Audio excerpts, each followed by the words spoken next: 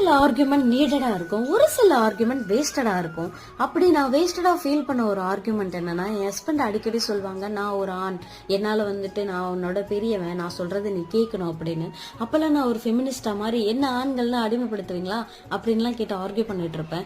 But அந்த argument எல்லாம் நான் வேஸ்டடா ஃபீல் பண்றேன். பிகாஸ் அவர் வார்த்தையில மட்டுமே அதை சொல்றாரே தவிர தான் என்ன ட்ரெஸ் போட்டுக்கணும்ன்றது கூட அவர் என்னதான் கேட்பாரு.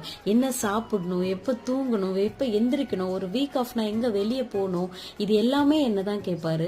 இந்த ஒரு சின்ன விஷயமா இருக்கும், இந்த விஷயத்த ஒரு குழந்தை கூட அதுவே இஷ்டத்துக்கு அதுவே பண்ணிடும். ஆனா என் ஹஸ்பண்ட் அப்படி கிடையாது. இந்த சின்ன விஷயத்த கூட இது ஓகேவா, இது கரெக்டா அப்படின்னு என்னதான் கேட்பாரு. அப்ப நான் யோசிச்சேன், ஒரு சின்ன விஷயம் இதை கூட தான் பண்ணிக்க முடியாம அது கூட என்னை கேட்டு பண்றாங்க அப்படின்னும் போது மற்ற விஷயங்கள் எல்லாமே வார்த்தையிலயும் ஒரு கோவத்திலயும் மட்டும்தான் வெளியே வருது போல அப்படிங்கறத நான் இன்னைக்கு ரொம்ப ஸ்ட்ராங்கா புரிஞ்சுக்கிட்டேன். உங்களுக்கும் இந்த மாதிரி நீங்க பண்ண ஆர்குமெண்ட் வேஸ்ட்னு தோணுச்சுன்னா கமெண்ட் பண்ணுங்க.